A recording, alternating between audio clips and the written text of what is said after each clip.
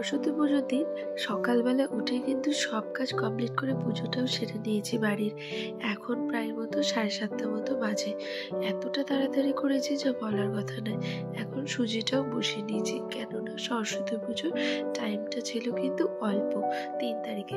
তো ও ঠাকুরমশাই কিন্তু সেই টাইমে আসবে বলছে, যে কোনো কিছুতে যেন খামতি না থাকে, তাড়াতাড়ি বসে উনি পুজোটা সারবেন। সবকিছু হাতের কাছে পেয়ে গেলে কিন্তু সময়টা বেশি নষ্ট হয় না। তো সবকিছুই রেডিও করেছিলাম। এদিকে সুজিটাও হয়ে গেছে, আর এই পাশে আমি আটাটাকে ভালো মতো ময়ম দিচ্ছিলাম লুচি করার জন্য। আর ঠাকুরটাকে আসনে বসিয়ে দেওয়ার জন্য ঠাকুরটাকে প্রথমে বরণ করে নিচ্ছিলাম।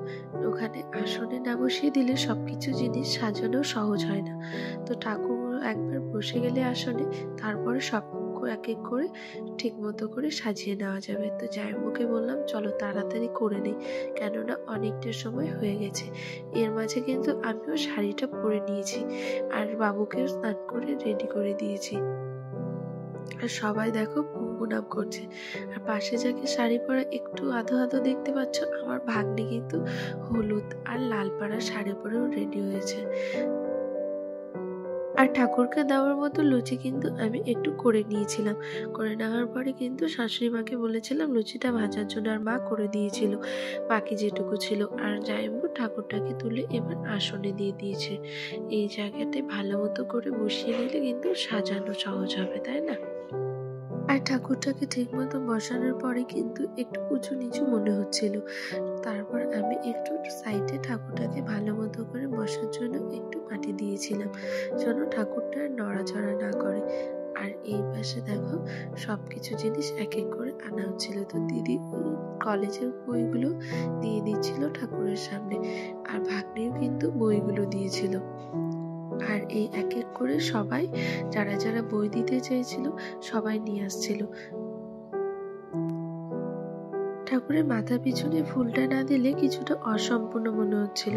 তো জামাইবাবু আমাকে বলেছিল, তুমি কি নিয়ে এসেছো? হ্যাঁ, সবটাই নিয়ে এসেছে, তো তুমি লাগিয়ে দাও বাস। লাগানোর পরে কিন্তু ভালো লাগছিল দেখতে। আর আমি ঘরটা বসিয়ে দিয়েছি দান দুব্য দিয়ে।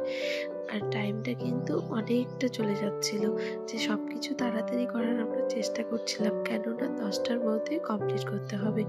তো এইদিকে প্রায় কিন্তু সব কিছুই রেডি, শুধু এই জায়গাটায় ভালো মতো করে সাজিয়ে নিতে হবে। যা যা লাগে হাতের কাছে ঠাকুর মশাইয়ের এগিয়ে দিতে হবে।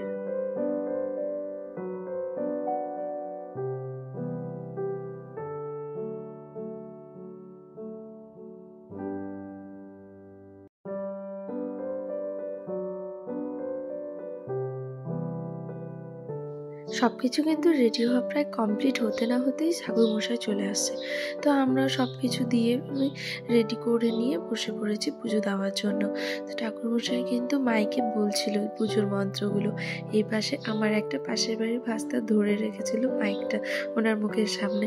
এটা নিয়ে সবাই একটু আমরা আনন্দ করছিলাম, হাসাহাসি করছিলাম যে ও পারছেও ভালো মুখের সামনে ধরে রাখতে।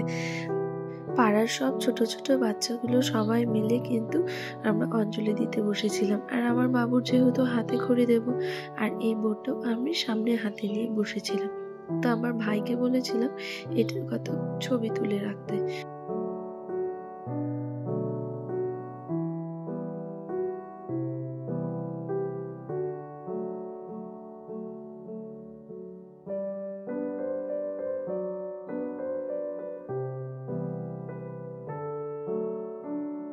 এদিকে প্রায় কিন্তু পুজোর শেষের দিকে।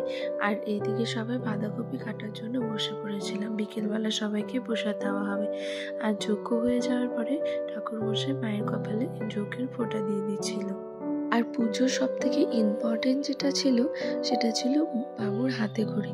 এই সময়টাতে প্রায় যে কতটা কান্না করেছে বাবু বলার কথা নয়। পড়াশুনো থেকে যে কি ভয় হবে আমি বুঝতে পারছি না কি করবে।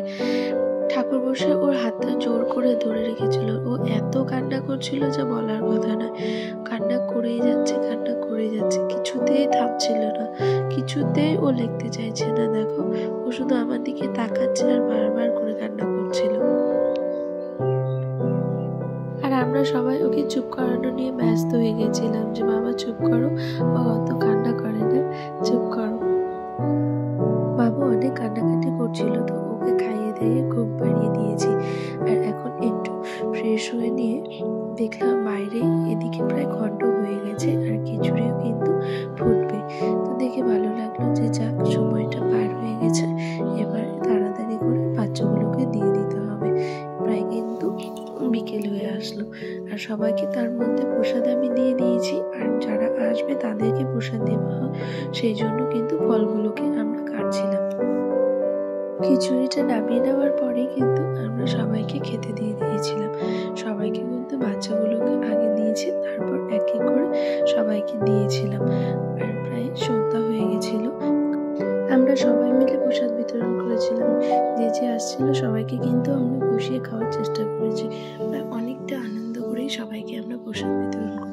প্রসাদ বিতরণ প্রায় শেষের দিকে, তারপরে আমরা খেতে বসেছি। আর আমার বাবু দেখো খিচুড়ি খায়নি, শুধু পাঁপড় নিয়েছে পাঁপড় খাওয়ার জন্য।